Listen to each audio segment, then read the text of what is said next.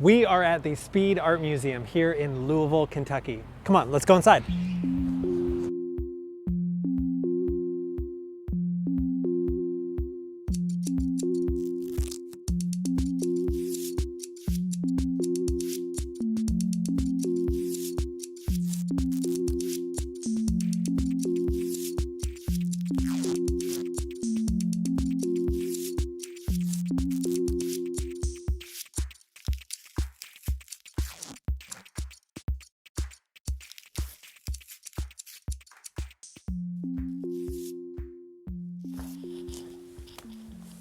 Hi, welcome to I See, I Think, I Make. I'm Derek, and I am very glad that you are here.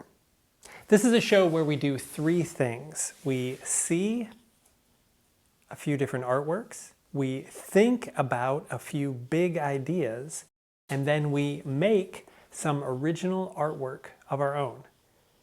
It's a lot that we're trying to do. So first, we need to get ready.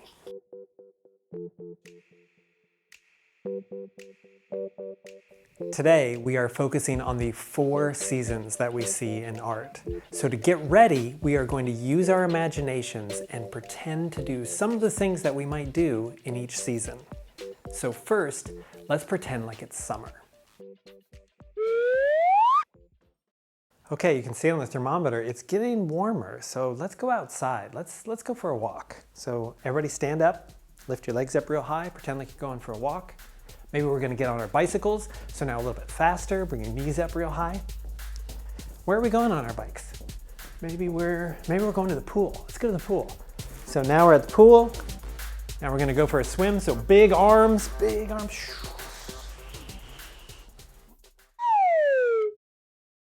Whoa, I can see the temperature's getting colder now, so let's pretend like it's fall. So what kinds of things would we do in the fall? Well, maybe all the leaves are starting to come down, so we need to rake those leaves. So big motions, sweeping motions, get all those leaves together in a really big pile. That's a big pile. So on the count of 3, let's jump, big jump into the leaves. 1, 2, 3. Okay, now let's pretend it's winter. It's getting colder now, you can see on the thermometer. So what kinds of things do we do in the winter? Well, we might go outside. There's a lot of snow, so let's practice walking through really deep snow, lift our legs up really high. Maybe there's an ice patch, we don't want to fall, so put your arms out, make sure you keep your balance. And now let's scoop up a lot of that snow, scoop it all up, and make an invisible snowball that we can throw at each other. Shake off that snow, the temperature is getting warmer. It is springtime. And in the spring, the trees and the flowers start to bloom. So I want you to stretch your arms out like you're a big, strong tree with really long limbs, and then start growing flowers at your fingertips. Summer, fall, winter, spring. Now we have done all 4 seasons, and now we are ready to begin.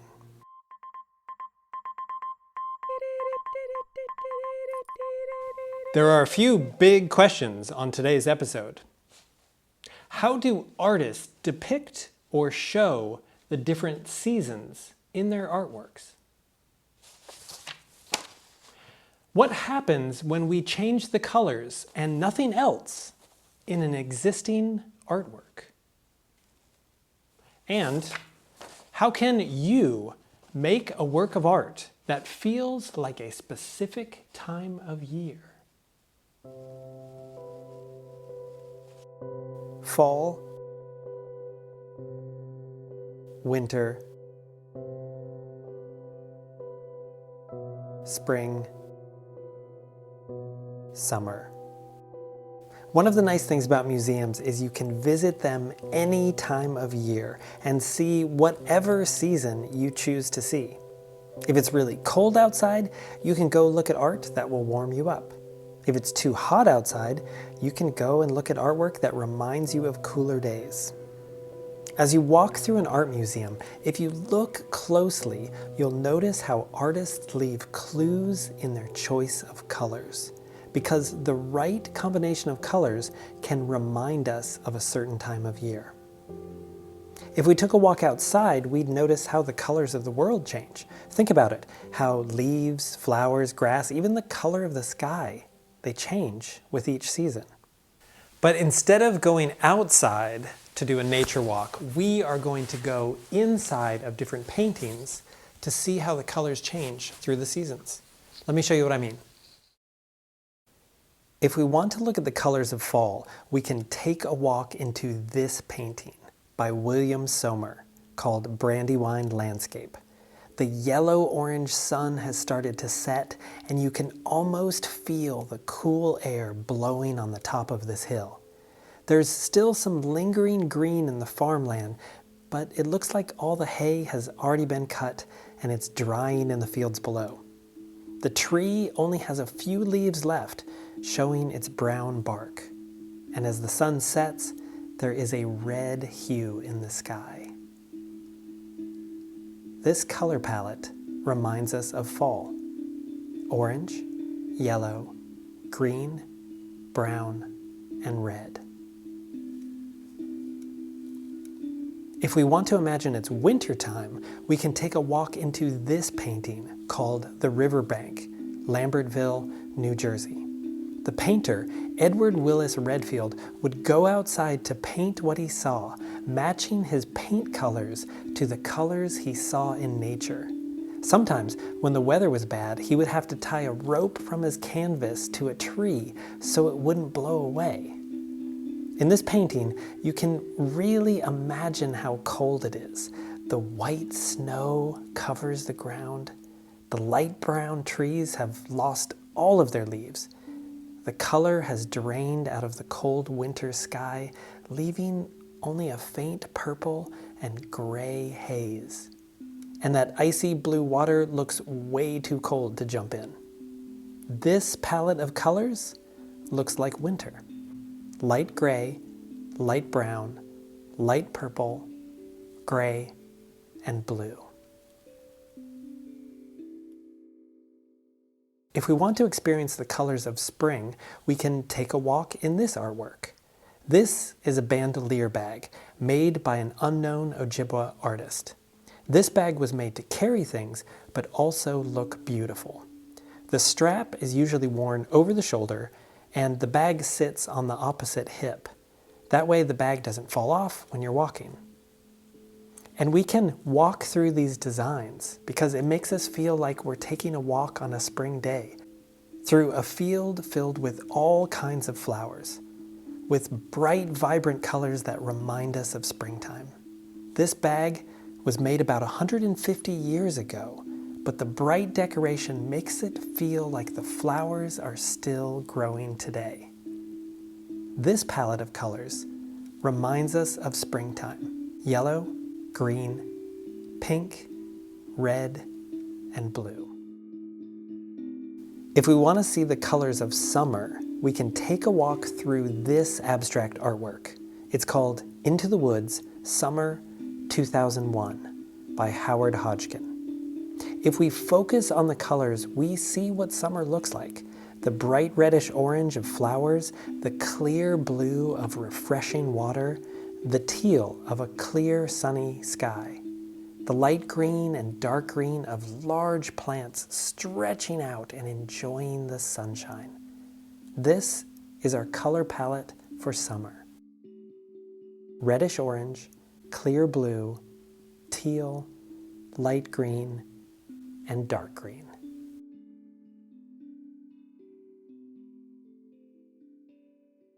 If an artist chooses their colors carefully, we should be able to tell the season in an artwork just by looking at their color palette. And I'll prove it to you with a quick quiz question. So I've got a handmade placemat that is an artwork. It's from our Art Detectives program in a crate filled with objects made by artists in Kentucky. I'm wearing these gloves to keep them safe from the oil and dirt on my hands. The artists who made these placemats were inspired by one of the seasons. But which one? Looking at the simple design, there aren't any seasonal clues to help you figure it out, like snowflakes for winter or flowers for spring. So you will have to guess the season just by looking at the colors. Look carefully and decide, are these placemats made for winter, spring, summer, or fall?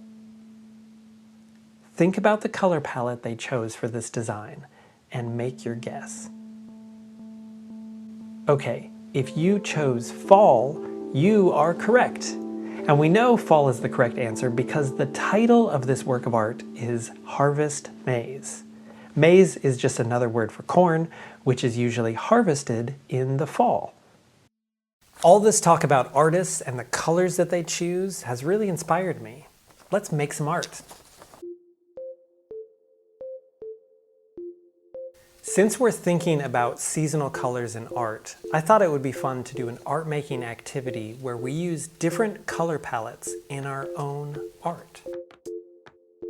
Today we are going to make a single artwork and color it 4 different ways. First, make an original artwork with bold lines like you're making a coloring book page. The image can be anything you want, realistic or abstract. Once you have your image, make 4 copies in a copier or just trace that design on 4 different pieces of paper. Then you are going to color each image, but limit yourself to just 5 colors each. You can use the 5 colors that we've selected for each season, but if you want to try something different, you can start with a different artwork as your color reference. We asked viewers to try this activity at home and share their original art with us. And here are some of the wonderful responses we got. Amber cut out images from magazines featuring the parts of people's faces she hasn't seen in a full year of quarantine. Brittany made black and white copies of an image from a children's book and then added her seasonal touches. I made this next one with an image I found online and then just filled in the sections with a paint program. Alaya drew a relaxing place where you can sit and watch the leaves on the tree change colors through the year. Ellie created this backyard scene with lots of different animals, all happily enjoying the seasons. Heather was inspired by her betta fish, Gaia, and the range of colors and languages on planet Earth. This one is from Isabella, a 4th grader, who is part of a whole family of artists. This one is from her older brother Tristan, who's in 6th grade. And this one is from their mother, Mary, who also had fun with this project. Justice created the 4 seasons of Annie Oakley. This artwork is from Kai, who drew a bird resting on a branch, and we can see how much it changes through the seasons. Elizabeth enjoyed doing this project with her daughters. This one is from her daughter Louisa, who's 5 years old, and this backyard scene is from her sister Lydia, age 11. This series is from an original drawing by Kayla, who then experimented with different ways to harmonize the seasonal colors in each version. Lori started with a simplified geometric design, but her use of color still gives us the feeling of each season. Maya used permanent markers for her creations. The wavy designs in each shape are made by precise overlapping straight lines.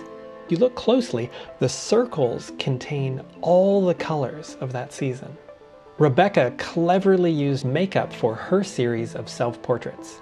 She also wrote a whole story about the year 4242, where humans live underground and never experience the seasons. So they decorate themselves for inspiration.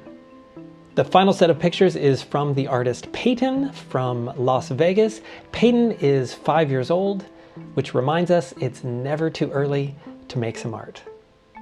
Thank you to everyone who shared your original artwork. They are fantastic.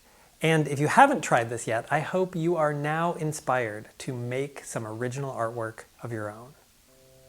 Paying attention to color is just one more way to appreciate art.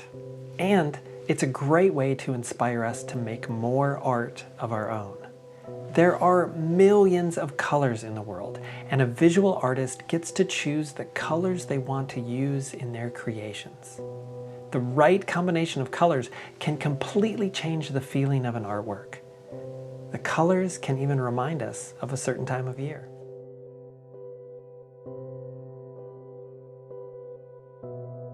So the next time you are in an art museum, pay close attention to the colors you see and ask yourself, why did they pick those colors? And the next time you pick up a paintbrush or a marker, think about how important it is to choose the right color for what you want to make. Thank you for watching I See, I Think, I Make.